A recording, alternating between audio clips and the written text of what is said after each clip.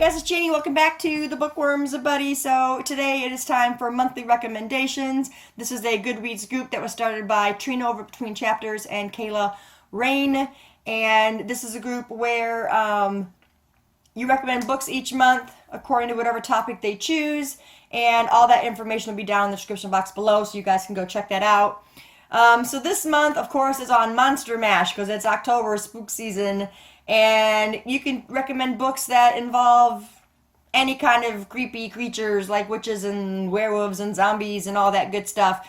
So let's get started. I think I have some really good ones here for you guys. So we're going to get started now with Carrying Comfort by Dan Simmons. Dan Simmons is a very talented writer. He knows how to grip the readers and pull them into the stories where you can't put the book down. I read this like 3-4 years ago with my group, and wow is all I can say. We are following Saul in this story. Past Saul, he was in the concentration camps and ready to be going over to the extermination camps, and instead he comes face to face with something far more evil than even Hitler and the Nazis. So the story goes on from that point, and I'm telling you guys, I would not want to be in Saul's shoes at all. I'm not going to tell you anything about this story other than what I just told you, because this is something you need to go into kind of blind,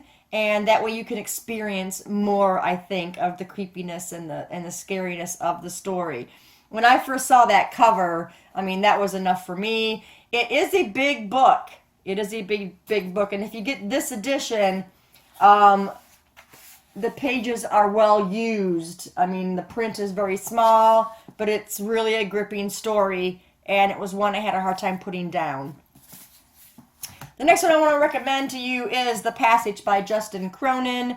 I don't want to say that they're vampires, but it's kind of got that feel to it. There is 2 books. I think the third one just came out. But the first one here is The Passage. The second one is The 12. I liked them both equally. And now there's a third one, and I can't for the life of me remember the name of it. But this is really good. It does kind of feel vampire-ish is all I'm going to tell you. So just pick it up. It, again, is a very gripping tale, and I had a hard time putting it down. Again, also big book. But these storytellers have a way of keeping you really vested in the story, and you will have a hard time putting them down. Now, you know I was going to have to do this. One of these books I know I have already recommended, but I have to recommend it again. And these are books by Stephen King. The first one we got here is Salem's Lot.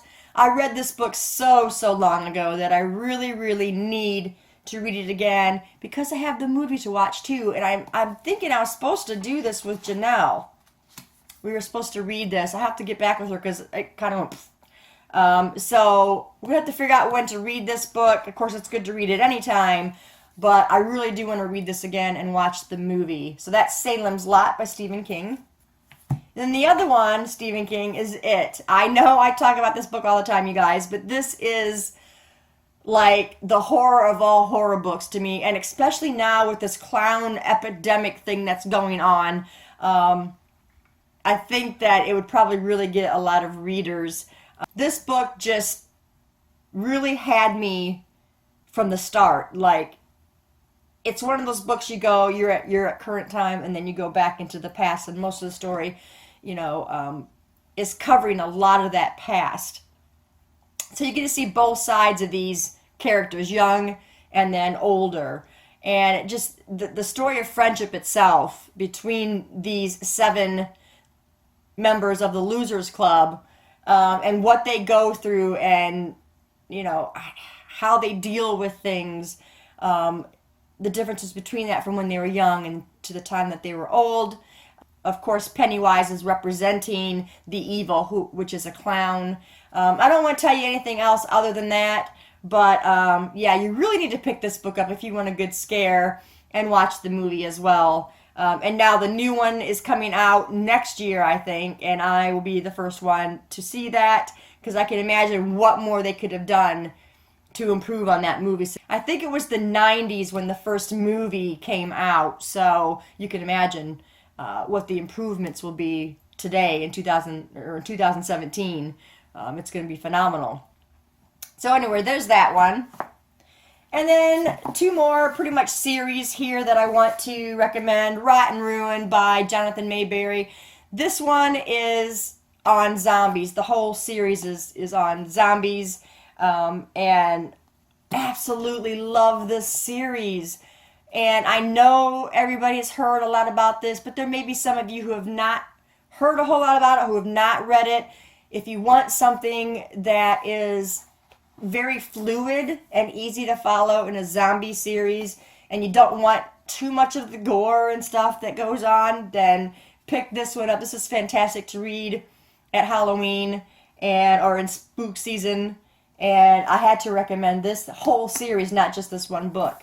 And then the other one by Jonathan Mayberry as well. I'm going to recommend just this first one because it is on zombies, and then Code Zero.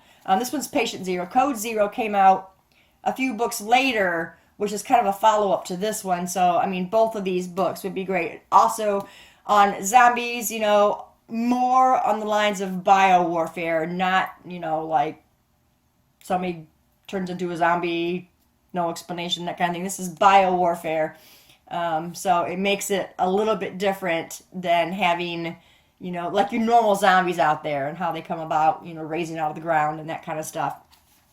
So this is another must read along with Code Zero. I don't recommend not reading the books in between before you read Code Zero, though, because the storyline of Joe is perfect, just reading it in order. So you don't want to miss anything by skipping books. So this is the first one. And then I would suggest you read the books in between before you pick up Code Zero, but that's just me. You could definitely read Code Zero right after this as the follow-up, but you're going to miss a lot of information on Joe and the team and stuff. So that is why I say not to do that, to read the other books in between. You know, maybe save Code Zero for the next spook season. I don't know. But yeah, I have to recommend this too. I know I've recommended a few of these books in the past, but they're so good. I just need to keep recommending them because when I read these books, I just instantly fell in love with the writing and the fluidity of the stories and stuff. So those are the books that I am recommending for Monster Mash. You guys feel free to recommend some books to me down below, and I'll try and see if I can find them and throw them into my TBR for this month, since I only chose 4 books. But I do have Read Your E-Reader coming up at the end of the month, so we're going to see what we can do in between. But thanks, guys, for staying tuned, and I'll see you all in the next video. Bye.